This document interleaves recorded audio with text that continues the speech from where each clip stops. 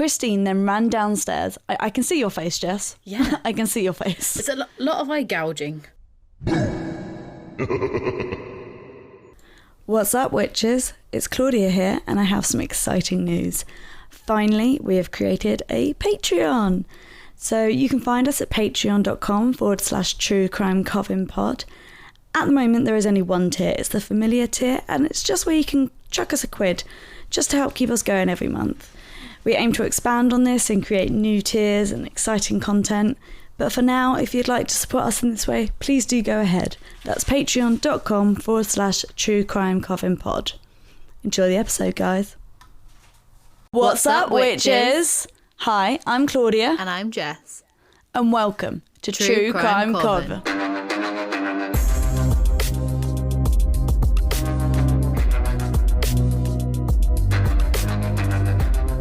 So, hi, Jess. Hey, Claudia. How you doing? Yeah, I'm good, actually. I'm really good. I've got some plans later tonight that I'm looking forward to. Oh, nice. Do tell. I'm going to a drag karaoke show. That sounds amazing. And then I'm going to a burlesque show. Oh, even better. With one of my, truly goth friends. Like goth with a TH, not goth with an F. Double F, I am, like a fake goth. Okay. Like a true goth. So, yeah, I'm very much looking forward to it. That sounds amazing.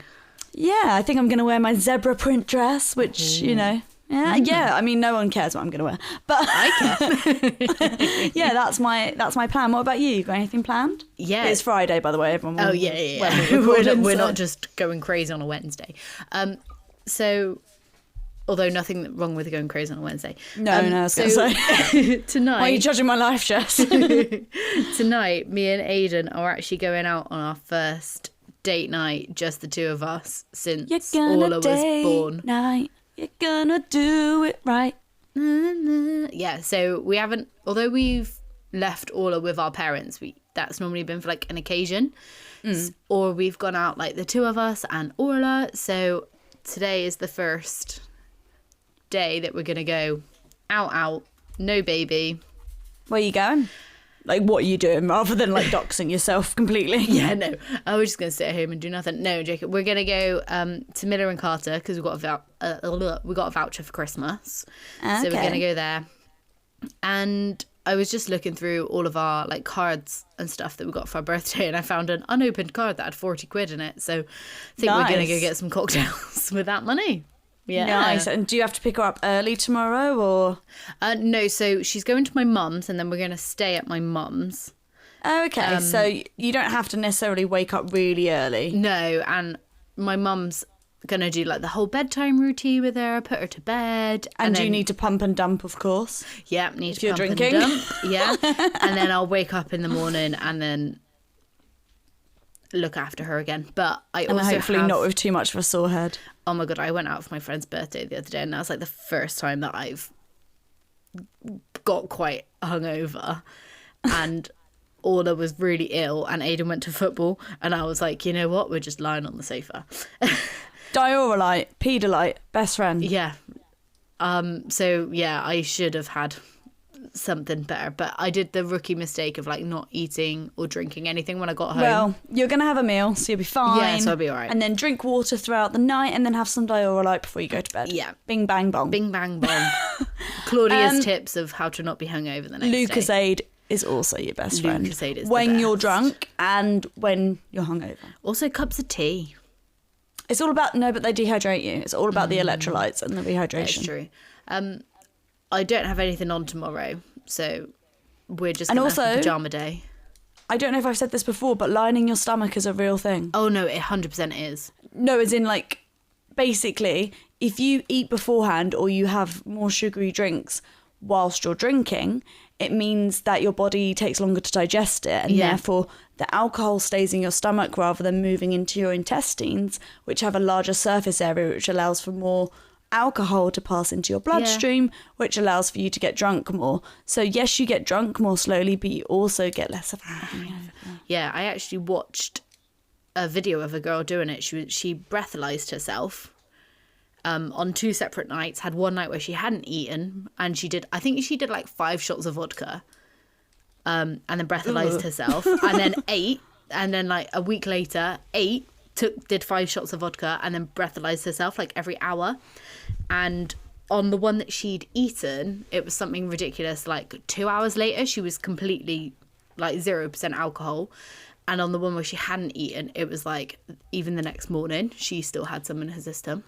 Yeah, and it's purely because you're going to, obviously, with the larger surface area, yeah, you're going to get drunker. You're going to have more alcohol passing into your bloodstream if you haven't got food in your intestines to stop your alcohol from getting there. I said that in a very convoluted way, but I hope everyone understands what I'm saying. So do eat before you go out. When did this turn into an educational podcast on how to not be so hungover? Again, it's weird facts of Claudia. I just know weird things. It's because I like to watch QI and listen to No Such Thing as a Fish, which I know aren't always factually 100%. But I love No Such Thing as a Fish. It's a very good podcast. And anyway, we've been told by our editor not to ramble. So with that... Sorry, Sam. We're going to go straight on to our true crime case. Whoop, whoop. So I know recently we've had some unconventional true crime weeks, ones that cover crimes and definitely tragedies, but not cases as such. Yeah. And I know that this sometimes annoys people. I understand it because I myself am guilty definitely of overlooking such true crime cases and opting for the murder. Yeah. It's morbid and it's, it's definitely an ethical thing in some ways, but it is the thing that piques most people's interest, and I'm not going to pretend I'm any different. No, I have to say though, I am quite proud of our trans hate crime episode, just because I think it was important to do, as was the asylum seeking children. Yeah, definitely. Anyway, this week we are back on a more traditional true crime theme, and I'm bringing you the case of the Papin sisters. So, trigger warnings this week are a little bit heavy. Okay. We have child sexual assault from a parent. We have the mention of suicide, no details at all though. We do have graphic injuries and mutilation, which I never go into the real nitty gritty, but I do mention them. Okay. And we've also got death by starvation. So it's a little bit heavy. Yeah. But I'd rather people be aware of what is going to happen and not trigger anyone. And if these are triggering to you and you feel like this isn't the case for you, as always, no worries, look after yourself, and we'll see you for some light-hearted ghost stories next time. Yeah. Oh, well, we won't see you. Jess will see you with a guest. I will not be here. Exciting times. I will be with my mum post-op. So, we travel to France today, but our mode of transport is a time machine, back to the 1920s. To be more exact, we are going to the city of Le Mans in northwestern France in 1926, and I just have to put my usual disclaimer of, I'm not French. I got a C in French GCSE. Therefore, I'm going to try my absolute best not to butcher the beautiful French language, but I'm probably still going to, as we all expect. Good luck. I didn't even do French GCSE, so... What did you do? We didn't have to take language. Oh, lucky you. I bloody did. I know, we were a technology college, so we had to take a... I had to take a tech as well, because we were a technology college. I had to take a humanity, had to take a language, had to take a tech, and had to take an art. Oh, okay. So really, when they say your choices, they didn't give you much choice at all. You had like these categories, and we had categories, but you could get around. So I did 2 humanities. I think you could do that if you were in a lesser, like not a lesser, like a lower group. Oh, fair. But anyway, we were told not to ramble. So we're going to the city of Le Mans in northwestern France in 1926, where the Lancelin family, which is spelled Lancelin, but I don't think it's Lancelin, I think it's Lancelin, family lived at 6 Rue Bruyère. The family consisted of Monsieur René Lancelin, who was a retired solicitor, his wife, Madame Leonie Lancelin, and their youngest daughter, Geneviève. And I love the name Geneviève. It's a pretty name. So pretty. The Lancelins had another older daughter, but she had married and had moved out by this time.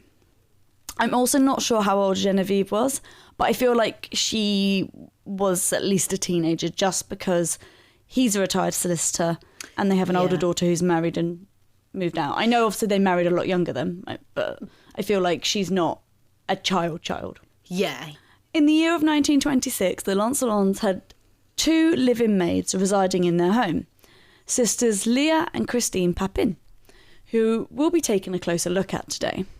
So the sisters were born in Le Mans to parents Clemence Dare and Gustave Papin, who were not a happy couple. Whilst Clemence was dating Gustave, rumours circulated that she was cheated on him with her employer. Nevertheless, when Clemence fell pregnant, Gustave proposed because he did genuinely love her, and the two were married in October 1901. 5 months later, their oldest daughter was born, whom they named Amelia. I also like the name Amelia. Yeah. Apparently my mum would have called me Amelia if I wasn't called Claudia. Oh. Yeah, but with an A, like more English spelling, this is Amelia. Yeah. But the birth of their first child didn't solve their problems, as it rarely does. And Gustave suspected that Clemence was still sleeping with her boss. I just said Clemence. It could be Clemence, could be Clemence. I don't Probably Clemence. was still sleeping with her boss. I also don't know if Amelia was actually his child or if there were speculations around that. I just don't know. Okay. And so when Amelia was 2 years old, Gustave tried to move his family to another city. But Clemence dug her heels in and declared dramatically that she would rather take her own life than leave the city of Le Mans. This made Gustave believe even more that Clemence was continuing her affair, and understandably, the marriage began to deteriorate, and Gustave turned to the bottle, presumably to dull his heartbreak. I did see one report say that they did move, but that must have still been in Le Mans, because that's where they continue to live. Okay. So, weird. Yeah. On March 8th of 1905, Clemence gave birth to their second daughter, Christine Papin, one of the maids in our case today. Clemence was sent to be not a nurturing mother to her two daughters, though, showing them and her husband no affection, and she was deemed unsuitable for motherhood. So Christine was given to Gustave's sister and her husband soon after she was born, where she was said to be happy and well looked after, as her aunt and uncle greeted her with open arms. 6 years later, on September 15th, 1911, Leah Papin was born, the other maid in our case. She was passed over to Clemence's brother when she was born, living with him for a year until her uncle sadly died in 1912.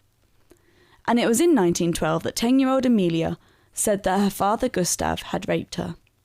But rather than support her child, Clemence decided that Amelia must have seduced her father, and so sent her to the Bon Pasteur Catholic orphanage, which was known for its strict discipline and brutality, which I can imagine from a Catholic orphanage in the early 1900s. Oh my God, yeah.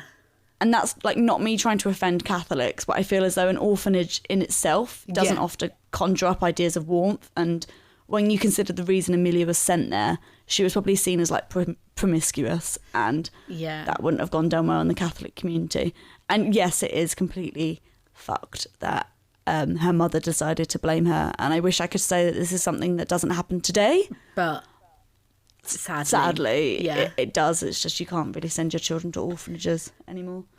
I mean, already, how we're like 5 minutes into the story and it's already insanely sad for these children. Oh yeah, like I understand that then it's not like, well, don't have kids if you don't want them, because birth control wasn't an option. Yeah. So, and I don't know how much they knew about like sort of menstrual cycles and natural contraception, which is not foolproof by any means anyway. And additionally, I just personally don't have that knowledge about how much they knew at that time to apply. No, because it's quite an old case. Yeah, I feel like they must have known something, or they weren't having sex that much, because only having 3 children. Yeah, for when it was. Yeah. As far as we know anyway, I don't know if they had any other, pregnancies that didn't make it to full term. But it's not like you can just say, well, don't have the kids if you're not a good mum, because that wasn't an option. But she definitely shouldn't have had kids. No, mad that all 3 of her kids, like 2 of them were taken off of her pretty much at birth, and then the oldest one she sent away. Yeah, exactly. Not a good. Not great, is it? No. So soon after Amelia's arrival at the orphanage, Christine, age 7, and Leah, age 1, joined their elder sister. Clemence planned for all 3 of her daughters to stay at the orphanage until they were 15, when they were able to be employed and earn money for their family. So yeah, basically it's like, I don't want you, but the second you're useful, you can come back. That's... And so yeah, again, just shouldn't have been a mother. No. In 1913, Clemence and Gustav divorced, which I feel was probably for the best. Yeah, I mean, sounded like it was a long time coming. Yeah, sounded like neither of them are particularly great people, No. if the accusations are correct. I'm not saying Amelia's lying, I never saw anything that said that the claims were substantiated. So, can't say that word apparently. I like it with all the emphasis. Yeah, it's punchy. Yeah.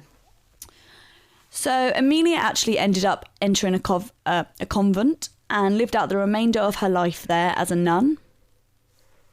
So, keeping you awake, are we, Jess? Sorry, that stretch just made me yawn. I was about to say, so I like how she goes from a promiscuous girl who tries to seduce her dad to a nun. Mm-hmm. Yeah, I also wonder if, in the case of sexual abuse, if this was perhaps a way to feel safer, in that she's away from men. I mean, I know obviously nuns do have monks quite often, that sometimes convents have associated monasteries. And obviously you've got like your holy preachers and stuff. But I just wonder if maybe that was a way to be safe and away from men. I don't know. Maybe. That's again speculation, but Christine also received the calling to become a nun while she was residing in the orphanage, but Clemence forbade this, having already lost one form of income from Amelia. So she placed Christine in employment instead. I think she was like, absolutely not. I've already lost money from that one, so get your ass into work. She sounds great. Yeah, honestly. So as she'd had plenty of practice in the orphanage with cleaning and other such household duties, Christine this is, she naturally decided to find work as a live-in maid. And she was good at it, being described as a hard worker and a good cook. However, she could be disobedient and defiant at times.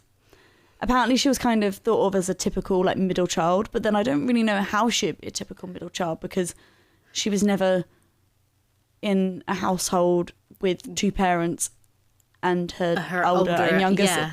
So I'm just a bit that's just maybe her nature. At one point she was like an only child when she was living with her auntie and uncle, and then she was in an orphanage. I mean, where you're one of many. Yeah. Presumably. Yeah. I mean, I'm the middle child. Yeah, we know. Yeah.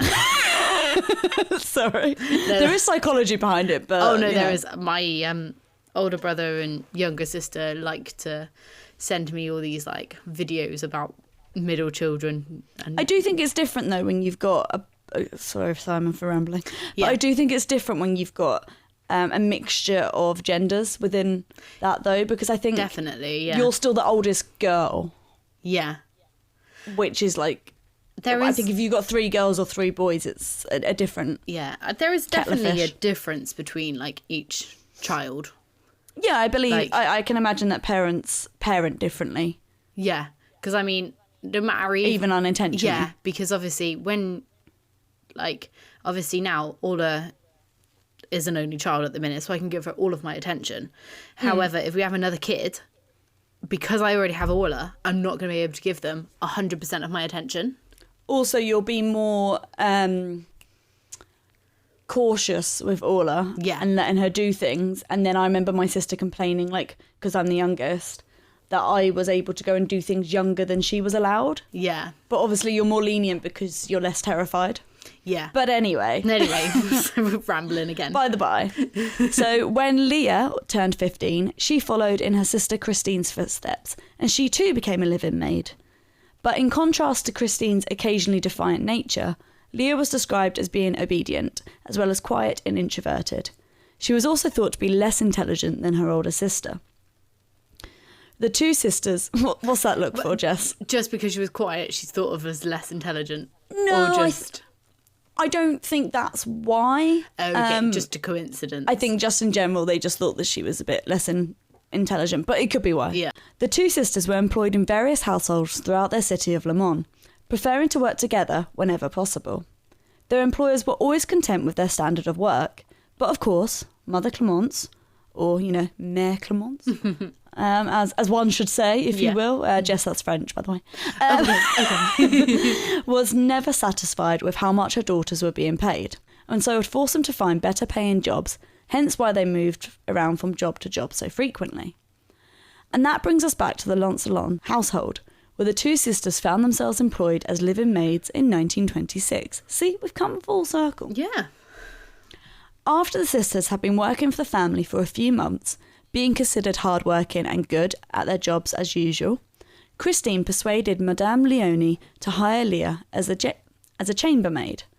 Now, I wasn't sure what the difference was between being a maid and a chambermaid, to be honest, and I'm still not 100% on it. Okay. I tried to look it up, but I think a maid is responsible for cleaning like the entire home, whilst a chambermaid is sort of more responsible for the cleaning and keeping of the bedroom.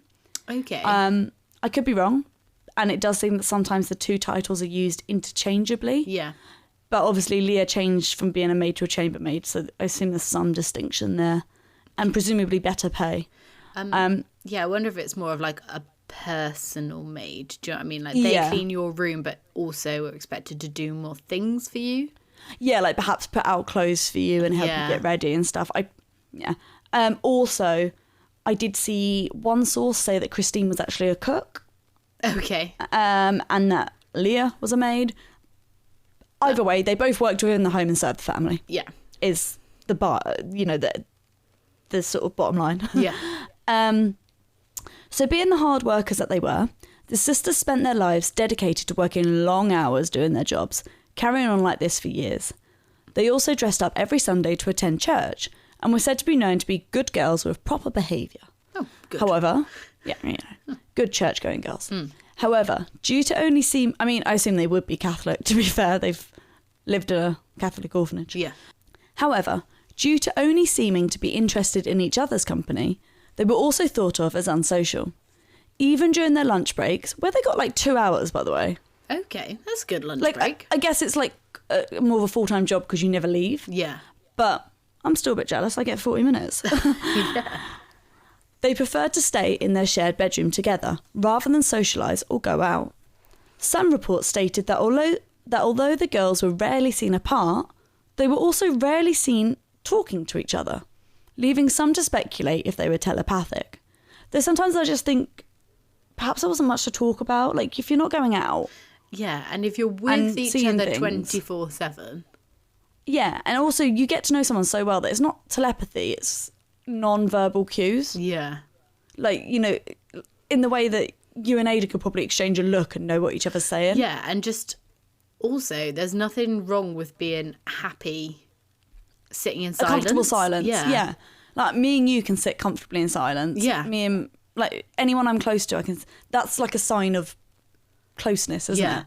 Yeah, and sometimes, like, not be funny, if you've had a long, hard shift and you cannot be bothered to talk, like, the last thing you want you is could someone just enjoy hounding each other's you. company. Yeah. So, after a few years of the Papin sisters working at the Lancelot household, Madame Leone's mental health began to decline. I should have said, sorry, and I'm sorry that I didn't, so I'll say it now. There's also another trigger warning here, just for we discuss mental health throughout this. So I'm really sorry if you've gotten this far and now you're like, oh, that's not for me. I'm really sorry. I completely forgot to put in my trigger warnings, which is my fault. So here is where we begin to discuss mental health, and we will continue throughout the episode. So Madame Leone's mental health began to decline, and she developed depression, which she took out on the sisters, becoming overly critical of their work, finding problems where there were none, and there never had been any before. Apparently sometimes she would put on white gloves and check for dust and, point out spots they'd missed and make them go back and clean it, just becoming really, like, micromanaging. And yeah, like I said, like, it's extra annoying when there's never been a problem with your work before, you've not changed how you're working, and suddenly it's not good enough. Yeah, and I can imagine back then that mental health wasn't as well controlled. No, so it was just like she's a bitch. Help wasn't available, so they then probably got stuck in a vicious circle of she was depressed, taken out on them, they were getting annoyed at her. Yeah, it's just an unhealthy environment all round. Yeah. At times, though, she would even become physically abusive towards the sisters. and reportedly she even slammed the girls' heads against the wall when she was in her worst moods. I don't know how often that occurred, but reportedly it occurred at least once. For me, I'm like, that doesn't sound like depression. Well, yeah, like I've said it before and I'll say it again, like poor mental health isn't your fault, but how you conduct yourself, unless you have psychosis, is.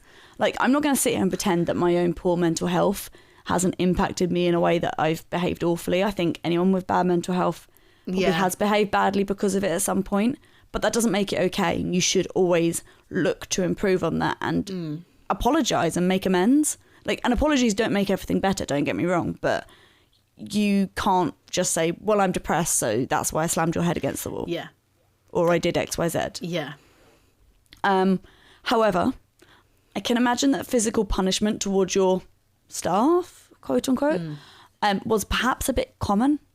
Yeah, I can imagine it was. Maybe not to this extent, but I imagine a slap across the face wasn't unheard of. Yeah.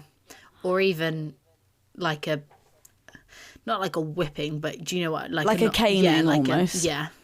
Yeah, I can't imagine it wasn't unheard of, and therefore this, kind of makes it like this escalation a bit more accepted. Yeah.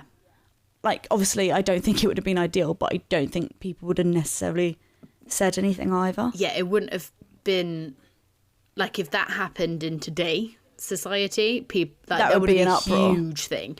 But back then it was probably like, oh, okay, well, yeah, I mean, we've hurt our maid a couple of times, so yeah, exactly. What's the big deal? Yeah. Especially, and I don't know how high up their standing was in society, but especially if you're quite high up in society, people aren't going to question you as much. Yeah. I mean, we still see that now. Oh, yeah. But yeah, if you can pay people off, then you can do what you want. Exactly. Nevertheless, the sisters continued working in the Lancelot home, and it was on the evening of Thursday, February 2nd, 1933, so they'd been working with the family for about 7 years at this point, that Madame Leone and her youngest daughter, Genevieve, returned home from a day of shopping to find their house in complete darkness. When questioned about this, the sisters explained that there had been a power cut after Christine, who was now 27 years old, had plugged in a faulty iron. Oddly enough, this was the second time this had happened, with the iron malfunctioning and causing the power to trip. And odder still, the iron had only just returned from the repairman, who had found nothing wrong with the appliance. Nevertheless, the power cut caused by Christine enraged Madame Leone, and she attacked the sister maids on the first floor landing. This escalated quickly and soon became a full-on fight, with Christine then lunging herself at Genevieve, and she gouged her eyes out. Leah, now 21 years old, joined in the fight, and as ordered by her more dominant sister, she gouged out Madame Leone's eyes too. Christine then ran downstairs. I can see your face, Jess. Yeah. I can see your face. It's a lot of eye gouging. Yeah, it's a bit like, I don't really get into fights. I have had someone attack me and I've defended myself, but I don't really get into fights. But if I had to lunge at someone who was attacking me or something, I don't think I'd go for the eyes. Well, no, I know I wouldn't go for the eyes. I don't. Yeah, I think it depends who's attacking me, male or female. But you're still not thinking going for the eyes, are you? Like, I'm thinking, where can I hit them that's going to make them stumble back? Stop. What's going to incapacitate them? Yeah. Yeah, it's odd, but yeah, it's what they went for. Christine, maid, then ran downstairs and retrieved a knife and a hammer from the kitchen. She returned to the first floor and the two sisters continued attacking the women of the Lancelot family. One of the sisters then grabbed a heavy pewter pitcher, which is like a large metal jug. Okay. I always thought pewter was china, so I've learned something new. Oh. And she struck both Madame Leone and Genevieve in the heads with it. The sisters were so riled up that they didn't stop there. They went on to mutilate the mother and daughter's thighs and buttocks. Later the same night, Monsieur Lancelot returned to his home. He had plans that night to attend a family friend's house for dinner with his family, and finding his own house in darkness, he assumed that his wife and daughter had made their way to the family friend's house, and so he left to make his way there too. However, when he arrived at the friend's house, He obviously discovered that Madame Leonie and Genevieve were not there waiting for him. And so he and his son-in-law returned to the Lancelon home, by which time it was around 7 p.m. When they arrived at 6 Rue Bruyère, they found the house still in total darkness, except for one light that they could see. It was coming from the room of the Papin sisters. The two men tried to enter the home, but found that the door was bolted shut from the inside, so they sought help at the local police station and returned with a policeman, who was able to gain entry to the house by climbing over the garden wall.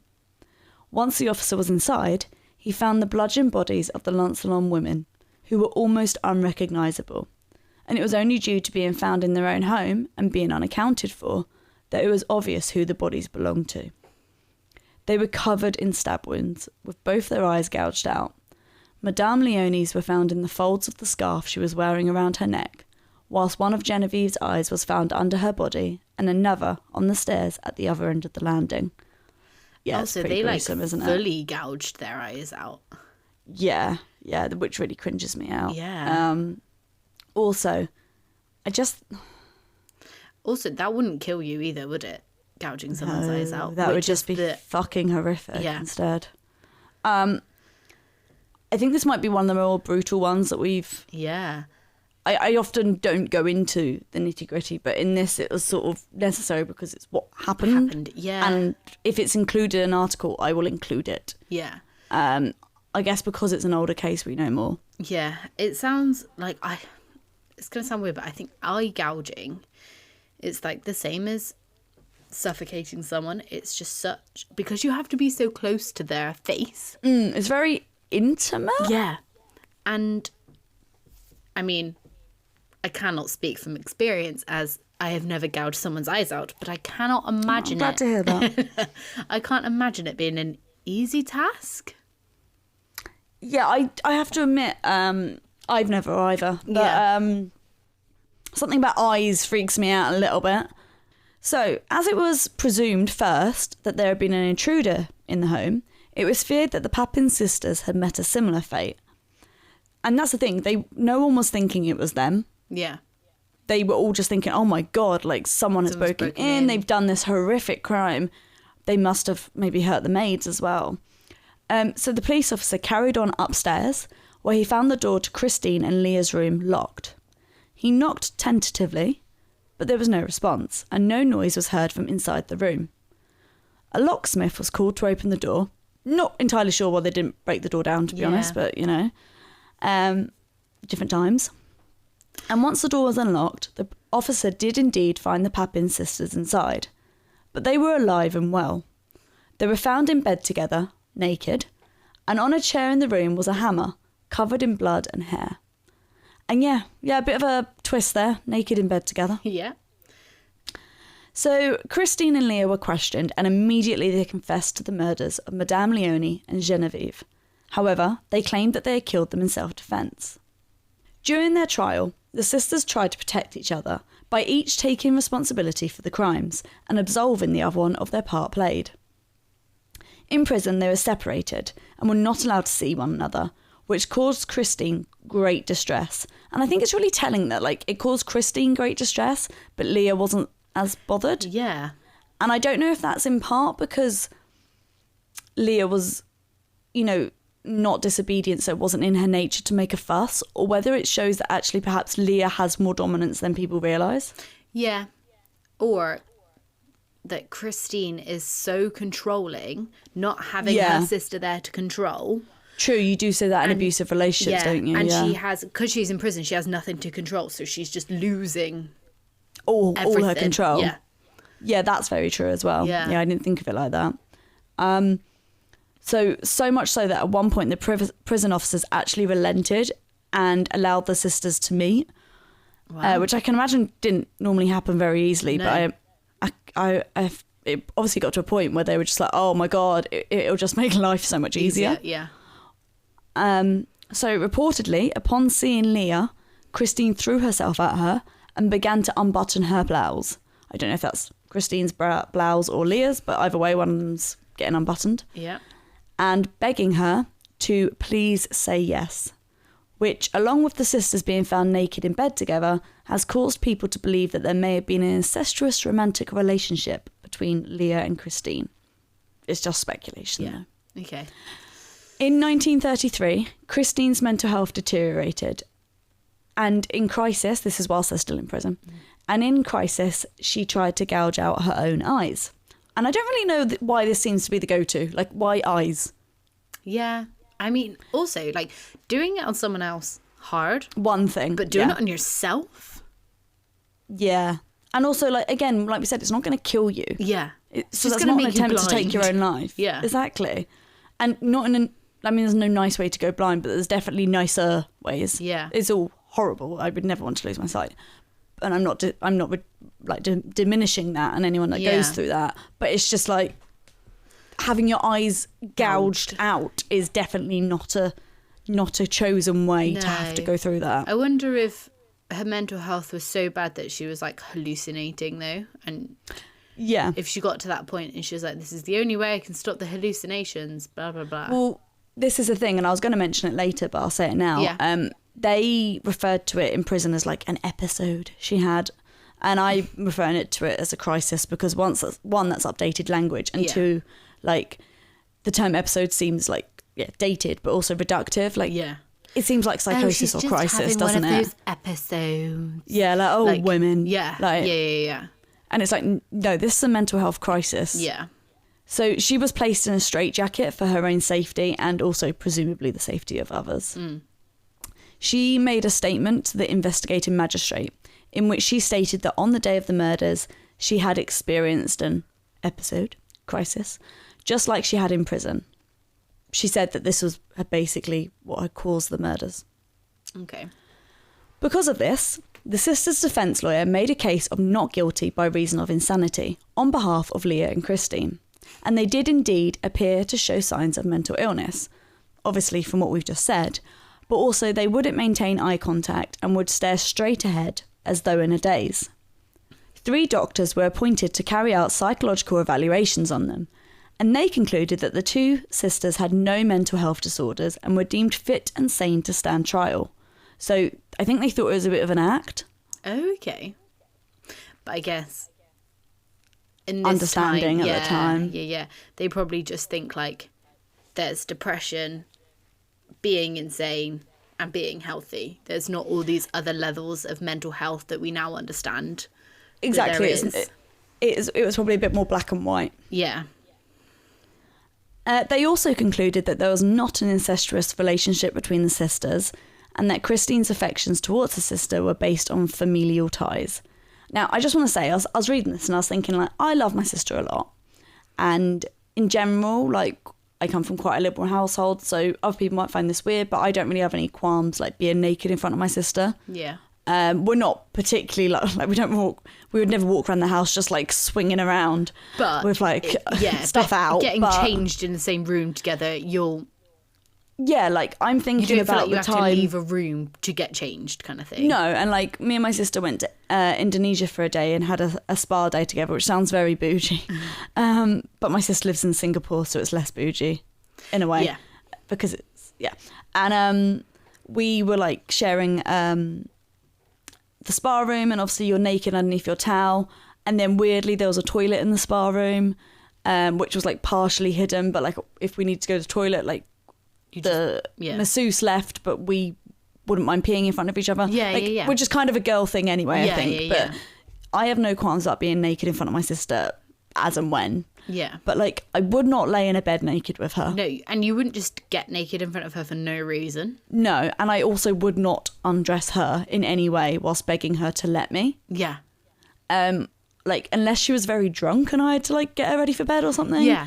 Or she was unwell, I would not do that. So I think, and, like, me and my sister aren't the closest of siblings, but I just feel like there's being close and then there's that next level. Yeah, and I mean, like, I'm very close with my sister. She literally lives around the corner from me. We see each other a lot. I would never do that to her. No, exactly. And I know that the English are considered prudes compared to the rest of Europe, But I still think that most people would still think that behaviour is a bit much. Yeah, there's being a prude, and then there's not wanting to strip your own sister naked, like. And share a bed with her naked. Yeah. And yeah. So one doctor, however, this is a fourth doctor, not part of the 3 that was set to evaluate them. Okay. He suggested that there was perhaps a third identity to consider. Ooh. And that was that the relationship between Christine and Leah was so close that their personalities had merged into one, and that the killer was like the third identity entirely. I don't think he was taken into consideration though with his thoughts, because he wasn't appointed officially to. And I can imagine that was quite forward thinking for the time. Yeah, and in general, this case garnered a lot of psychologists and doctors to want to speculate and study the case. Yeah. So there were lots of different theories being flown about anyway. A bit similar to the Erickson twins that we covered. Oh, girl, we'll get into that. Jumping ahead. So, regardless, with the go-ahead on the mental state of the Papin sisters, the trial was set for September 1933. Interestingly, though, once again their mental health was brought into question during the trial, with medical testimony noting a history of mental illness within the family, as their uncle had died of suicide and their cousin was in the care of an asylum. Not sure which uncle that was, if it was the one that was looking after Leah when she was a baby for a year. Mm-hmm. But in the end, the conclusion was that Christine and Leah suffered from shared paranoid disorder, where multiple people who were isolated from the world, like the Papin sisters were, due to their devotion to their work and, then spending their lunchtime just together, they develop paranoia, and one of the people tends to dominate the other, just like it was believed that Christine dominated the more obedient Leah. Now, often this case is thought of as similar to the Erickson twins, which we covered in episode 28, which, oh my God, it doesn't feel like that long ago. Oh, but that's like, that's ages ago. I mean, what episode will this be? Like 59? Oh my God. I think. Late 50s. Yeah. Yeah. Weird, isn't it? That's insane. More than half our amount of episodes ago, if that makes sense. Yeah. God, that doesn't feel like that long ago. But I wonder if it's because we only do, because we do every other. Yeah, of course. Yeah. Now, I'm not sure if shared paranoid disorder is the exact same as folie à deux, such as was determined to be occurring in the Erickson twins' crimes. Well, not determined, but thought of. Yeah. As when I tried to search for shared paranoid disorder, Google very helpfully showed me results only for shared psychotic disorder, which I don't know if that's like the new name for it. Oh, okay. But it was just difficult to find anything on it. Yeah. But I believe it's considered to be very similar. And I find it fascinating, like in general, like psychosis fascinates me. I think because no one is immune to developing it. Yeah. So even those with no mental health history, who are considered like really rational humans, and I'm kind of thinking of you here, Jess. Thanks for thinking of me as a rational human. It's a nice compliment. Yeah. Anyone can develop psychosis with the right or, perhaps I should say wrong circumstances. Yeah. Like all it takes is a little bit of stress, not much sleep, and bam. Yeah. That can cause psychosis. Doesn't matter who you are. Yeah. Anyway, after the trial, it took jurors only 40 minutes to return with a guilty verdict for the murders of Madame Leonie Lancelon and Geneviève Lancelon. As Leah was believed to have been greatly influenced by her sister, she was given just a 10-year sentence.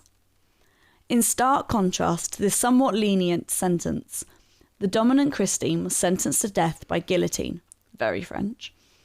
This was later changed to a life sentence, though. 10 years to, we're going to kill you by chopping your head off. Yeah, though I was thinking this. I would think I'd rather die by guillotine than to be hanged. Yeah, a lot quicker.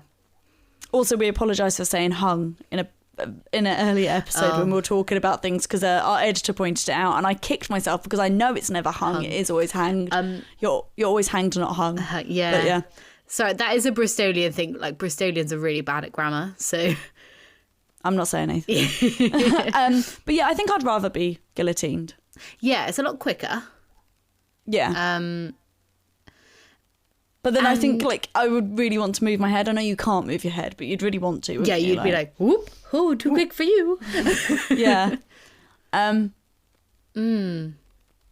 Anyway, Yeah. no, I don't really want to be sentenced to death. No. However, Christine's imprisonment would be the death of her. Or more accurately, her separation from her sister Leah would be the death of her. She wrote countless letters in which she begged to be with Leah, but her wishes were not granted. She became depressed and experienced moments of what they called madness, but I suppose, if real, it was psychosis. Yeah. Eventually, she refused to eat and was transferred to a mental institution in Rennes, a city in the east of Brittany, around 90 miles from Le Mans. It was hoped that she would receive professional help and return to prison in a better mental state. However, this did not happen. Still away from her favourite person, Christine continued to starve herself until she succumbed to cachexia, which is where you basically waste away. Christine Papin died on May 18th, 1937, at just 32 years old. And I saw your face there, Jess, because why is someone allowed to almost starve themselves to death? Yeah. Like, But I how don't did know that if happen in a facility that was supposed to help her? Yeah, I wonder though. So obviously now, if someone refuses to eat, we would feed them via, and I'm not saying it's necessarily ethically right to do this either. It's very difficult. It's very hard to determine this. Yeah. Having been a nurse caring for someone who has refused to eat, and this has been the path we've had to go down, you can insert obviously nasogastric tubes. So there you go, up your nose and down your esophagus into your stomach, and they, it's like tube feeding. Yeah. It just gives you the see, nutrients that you need to stay alive. Yeah, and you do see sometimes people who are anorexic are fed this way against their will, the ethics of which could be discussed at length. I don't know how readily available that was in the 1930s. Yeah, true. I also don't know how good it would have been if it was available, because you have to make sure obviously you're in the esophagus and in the stomach, rather than going down the trachea into the lungs. Yeah. Because obviously one feeds you, one kills you. Yeah. Well, causes aspirate pneumonia. So very bad if you get it wrong. Yeah. Hence why you tend to aspirate the NG tube to see if you are in the stomach, because you can check the pH of the stomach contents, and if that fails, you can do an X-ray. Yeah. Just a bit of nursing knowledge for everyone. But yeah, I don't know what was available. I must admit, I'm now realising how bad my knowledge of medical history is. But yeah, she should have basically been helped enough that she was willing to eat. At that point, surely you would think, let's just let her see her sister just to get her to eat. Yeah. Yeah, I suppose. In a way, it seems like the death sentence was actually the nicer sentence. Yeah. Because she died anyway, so at least the guillotine would have been quicker and less suffering for her. But then, I suppose you get into the efficacy. It's very difficult, especially because at the moment I'm reading a book by a forensic psychiatrist who is discussing how she doesn't think serial killers and violent offenders are monsters. So it's kind of difficult because she makes good points, and obviously she knows a lot more than I do. Yeah. And she also doesn't excuse their actions. But it's a very interesting book, which I will also be using for Patreon. Ooh, exciting. But anyway, you have to look at whether A, is death a bit of a get out for people who have committed horrible crimes? And again, you have to then decide whether she did commit this through insanity or whether it was planned. And then B, there's the whole thing of, is it right to kill people regardless, like to play God? Yeah. So it's very difficult, isn't it? I do agree with. I mean, Like, it's the whole an eye for an eye makes the whole world blind kind of thing. And I think Jess is saying that she doesn't agree with the death penalty, by the way. Yes, I am. Before we get completely cancelled. Yeah. So, yeah, I do. Yeah, like I do agree that she should have gone to prison, because I also do think, actually, for a lot of people, the death penalty is a nicer option because they don't want to sit in a prison cell for the rest of their life. So actually giving them a life sentence is worse than giving them a death sentence. And I also found out recently that it's more expensive to kill someone than it is to keep them in prison for the rest of their life. So, oh, really? I think in America at least. Well, obviously we don't have the death sentence here. So death penalty here. So if that is indeed true, then the argument for, oh, well, why should we pay to keep them alive in prison is null and void. Yeah. But back to the case. Yes. Sidetracked. Interestingly, Leah, however, seemed to do okay without Christine, which again makes you wonder who was really in control or whether it was like an abusive thing. Yeah, and actually that was like a weight off Leah's shoulders. And she could actually finally start to live her life.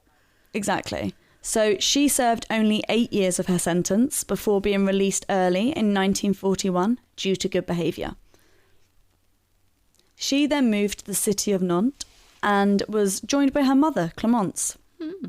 Weirdly. I guess having been given away as a child, and then I think Christine made Leah get the job as a chambermaid, which we're assuming is a better paid job. Therefore, by deduction, I'm assuming that Christine was the one who had most of the relationship with Clemence.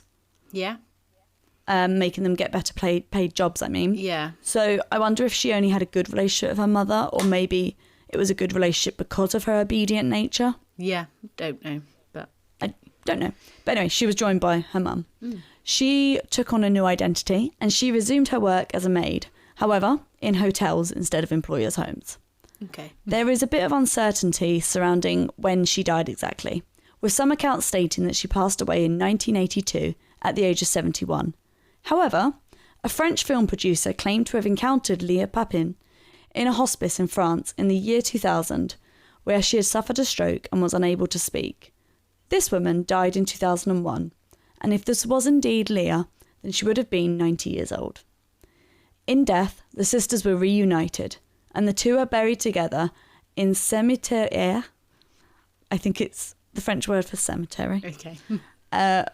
Boutellerie? Butchered it, I'm sure. But they were buried together in a cemetery. Yeah. In Nantes. Sadly, I don't know what happened to Monsieur Lancelot after the murders of his wife and youngest daughter. I can't even begin to imagine how he must have felt. No, considering one of the murderers. Yeah. I know he's got his older daughter as well, and I just hope they were able to lean on each other. But devastating. I mean, fine. I know it wasn't him who found them, but knowing, I think, as well that he entered the house and was so close to finding them, and then was like, "Oh, they must actually, I'll just go straight to the party." Yeah. And I can't imagine how he must have felt, considering that one of the murders, she just got to continue her life 8 years later. Yeah, and lived to a potentially at least 70. Yeah, potentially a ripe old age of 90. Yeah, which his wife and daughter never got the chance to. Exactly. So there are some things I find really interesting and telling about these murders. So, one is that although the iron wasn't found to be faulty, it had tripped the power twice that week, apparently. So one time with the murders and one time before. Yeah. Now, was the iron actually faulty and this had happened? Or, even if the iron wasn't faulty, sometimes you can plug in one too many appliances and it can cause power cuts. It happens in homes in 2023. Never mind homes 100 years ago. Yeah. In 1930, well, almost 100 years ago, in 1933, when I assume electricity was a little bit less reliable. So was it that, that the house actually had the power tripped? Or was it that the sisters were trying, had faked it and were trying to elicit this violent reaction from their employer as an excuse to attack her? Yeah. And then get their own back to, for the way she had treated them, and use this as a defence and then be able to get away with the crime? Yeah, maybe. Especially if there was no fault to the iron, it had just got fixed. Exactly. And it happened so close together. And it wasn't, it doesn't sound like it was a common occurrence. No, because otherwise you'd presume that she wouldn't have gotten so mad. Yeah.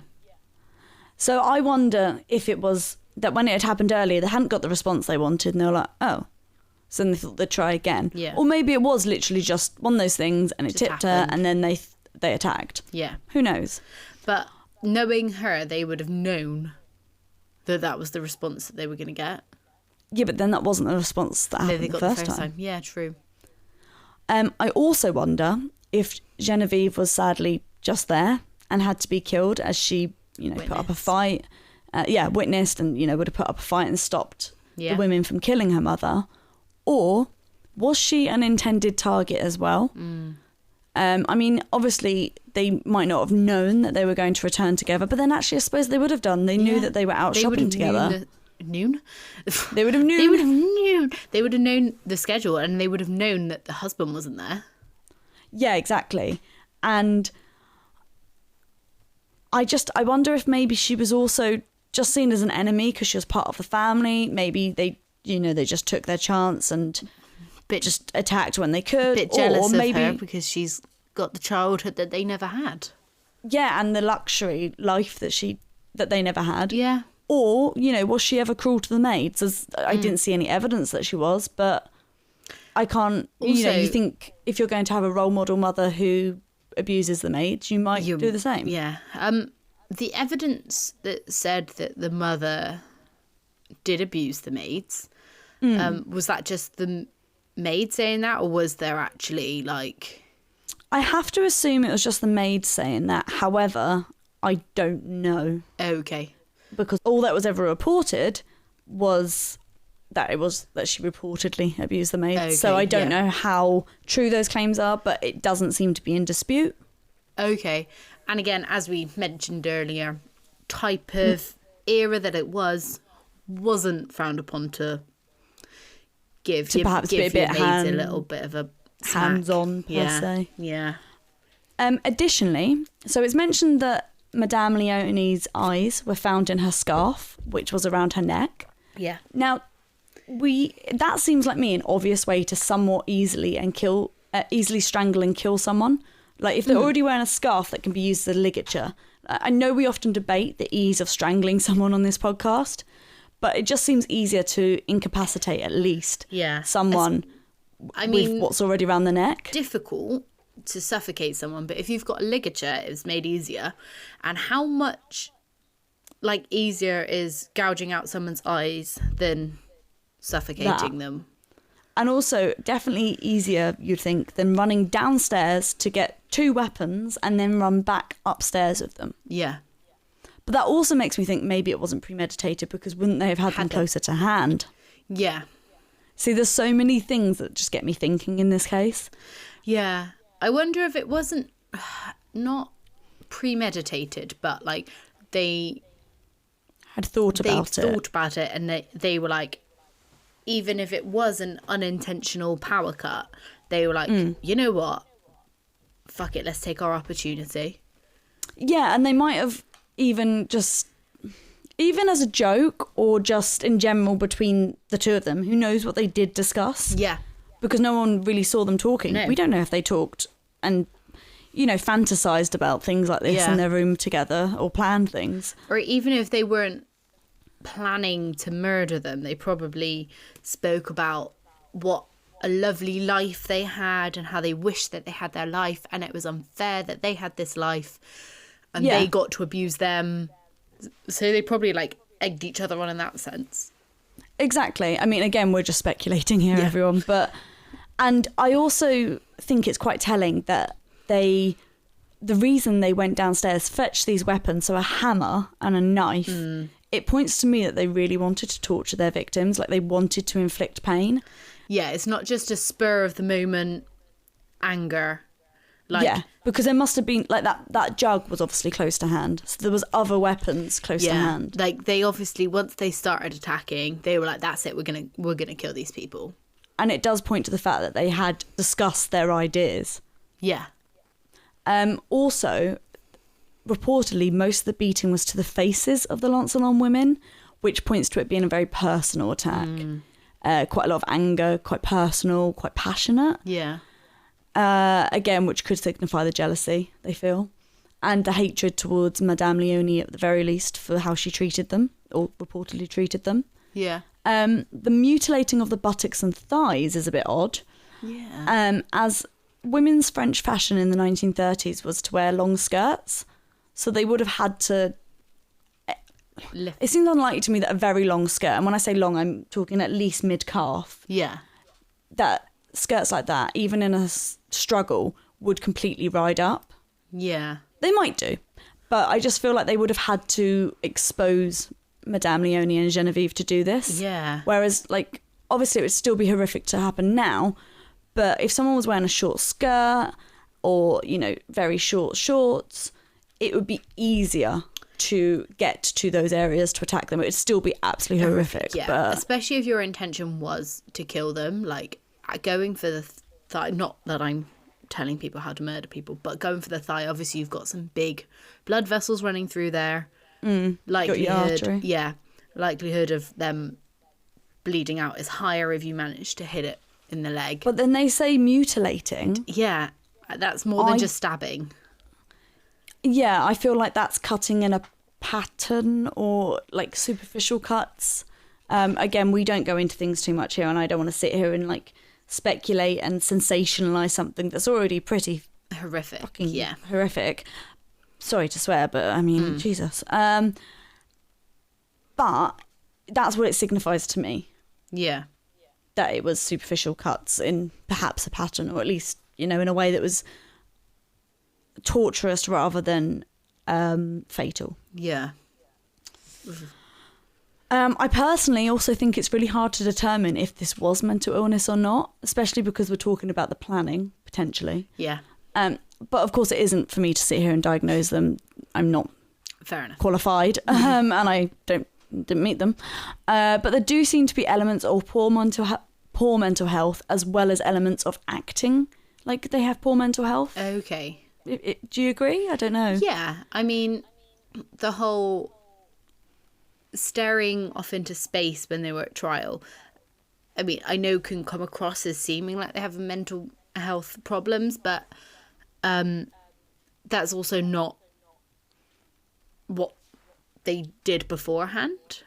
It's also, I've watched, so people might be familiar with JCS Psychology, the YouTube channel that looks at murderers' interrogations and trials. Yeah.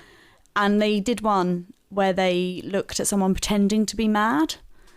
And that is something that people do, you know, they stare off in space and stuff. Because they think it makes them look crazy. Insane. In quotation marks. Yeah. But actually it's quite an obvious that like you're faking it.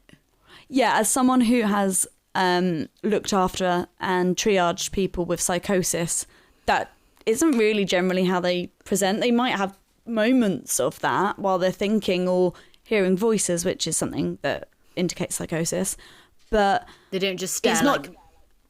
No, if anything, they tend to be very distressed and animated, rather than quiet and. I can imagine they're more like composed. Shifty eyes, like there's a looking as if paranoia. there's something in the corner. Yeah, like sometimes they might look to the corner and interact because they're seeing someone, or they might look into the distance and make different faces because they're hearing someone in their head, but they don't tend to just stare blankly at a wall. I'm not going to pretend again that I'm a mental health nurse who has experienced psychosis a lot, but I'm talking personally about my own personal experience. Yeah. With who I have experienced. Yeah. I said experience a lot there. Regardless, I think from a psychological standpoint, this case is just fascinating, which is one of the reasons I wanted to cover it. Not just because psychosis in general fascinates me, as does mental health as a whole. I kind of wish in some ways I'd become a psychiatrist, but that'll be another life. But because I just think shared paranoia is really interesting. Yeah. And French intellectuals would agree with me. Ooh. Don't you know? Because many different French intellectuals have written analyses of this crime. Analyses? Anyway, they've written about this crime a lot. Yeah. Overall, though, of course, the main thing is this case is absolutely tragic. 2 women lost their lives, 3 if you count Christine. Yeah. A man lost his wife and youngest daughter, making him the real 3rd victim in this case. Yeah. And I think we have to I don't want to absolve Christine and Leah of the crimes, but I think we do have to take into account the upbringing that the sisters had and consider if this contributed to the events. You know, whilst Christine may have had a lovely guardianship with her paternal aunt and uncle, she was still sent to an orphanage at just 7, and Leah was sent at just 1 year old, despite them both actually having 2 alive and well parents who just didn't and couldn't care for them. And the fact that they were almost forced into working by their mum when at a young age. Yeah. I mean, it was a normal age then, of course, but Christina wanted to follow her sister in becoming a nun, and then was like, actually, wasn't allowed. No, you're not allowed to do that. Even though I've sent you to this Christian orphanage, you're not allowed to do that. And I think obviously the reason why people don't, you know, the legal age in the UK, for example, to start working is 16. You can do paper rounds at a younger age, but obviously that's much less hours. Yeah. The legal age is 16 because I'm assuming there must be some sort of poor psychological effects from being in full-time work. I mean, obviously it's education as well, but there must be some bad psychological effects from being in such full-time intense work at a young age. Don't get me wrong, hard work is great. I've been working since I was just turned 17 because I was looking for a job in that time. Yeah. You know, I've been employed since I was 17 and I've always worked, and I don't think hard work is bad for anyone, but I just think there must be elements of such an intense where it's not good for your development. You still are developing. Yeah, agreed. And also you need the social life as well. I think that's what these sisters were so deprived of, was a social life. Completely. A social life outside of each other. Yeah, exactly. Whether that might have been a choice or not, it might not have been a choice in terms of it might have been that in the orphanage each other were a safe space, and then they weren't able to interact with people once they were in the real world. Yeah, and they just didn't know how to form bonds with other people because they had such a strong bond together. They became almost reliant on each other. Completely. And yeah, in that vein, no wonder they were so bonded. They were the only constant in each other's lives. And then when they were apart, you can see why one of them had a breakdown, regardless of, you know, what we know as to why. You can see how. Yeah. That's your one constant gone. That's your safety net. Yeah. Again, it's tragic all round and just goes to show how situations can escalate way beyond what's imaginable. And that, Jess, is the case of the Papin sisters. Wow. Bit heavy, but very interesting, I think. Yeah. Like something that I could easily sit and dissect for hours, so I won't, because we'd be here for hours and Simon would kill us as well. I mean, I feel like we already dissected quite a lot there. Oh yeah, but that's the tip of the iceberg for what I could do, Jess. Oh my god, I know. And she's like, this girl can fucking go on. The thing is, I think because it's such an old case, although it is well documented, there's still a lot of like speculation. Like we've already come up with different theories, and that's just like not knowing the information. So obviously a lot of the information and we've said today is obviously you've brought me the facts and then we've speculated off of that. Yeah, and there might have been things that I've, you know, not found out that... So don't take our word as gospel, but never do. And yeah, I just also wonder if we had been able to psychoanalyse, for want of a better term, these two sisters more thoroughly with the information we have now. Yeah. What insights we could gain. Yeah. Because I think that's the thing. Whenever a crime happens, at least, no matter how horrific, the best thing you can take from that is to learn. Definitely. But yeah, I guess that's all we have today. Yeah, very interesting case. Yeah. Thank you for that. I won't see you guys next week. No. Enjoy a week off. Well, I'll be looking after... a week off podcasting, but looking after your mum. But Jess has got a lovely episode sorted for you. I'm sure. I haven't heard it either. I don't even know what it's on. I won't ruin the surprise then. No, of course not. Good. But other than that, guys, of course, stay spooky. Hey guys, if you have a ghost story or a case suggestion, please email us, truecrimecovenpod@gmail.com. You can also find us on Twitter @truecrimecoven or on Instagram and Facebook where we are @truecrimecovenpod. Also, it'd mean the absolute world to us if you could rate us wherever you're listening to this right now, be it Spotify, Apple Music, or if you're on YouTube, give us a little thumbs up, click that bell, get notifications every time we post. Subscribe to us wherever you get your podcasts from. Make these two witches smile. Thanks, witches. Sorry, Simon.